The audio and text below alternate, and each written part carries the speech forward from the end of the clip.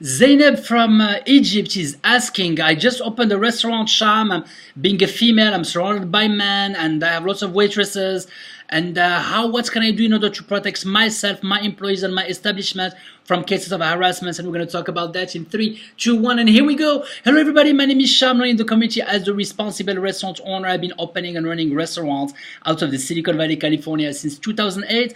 And toward the end of 2017, I said I am going to reach out to future restaurant owners, current ones, and help them in the trenches and make them benefit from everything I learned. Zainab, thank you so much for asking. Harassment is a big topic, and I definitely recommend to address it and train your team on how to handle it the moment they step inside your restaurant and fill up that paperwork for them to become your employees. My one recommendation I will recommend, definitely I will put a link on the comment section below. I made a video that's actually pretty long about that topic, but the one tip I will recommend right now is make sure to minimize the moments where there is just a man and a woman on their own. Most cases of harassment do happen when there are no witnesses. So as long, and cases of harassment once again can happen between man and man, man and woman, woman and man. I mean, we're not going to go into gender differences here, but my one recommendation from my learning experience is that most cases of harassment happen when there are no witnesses. So always make sure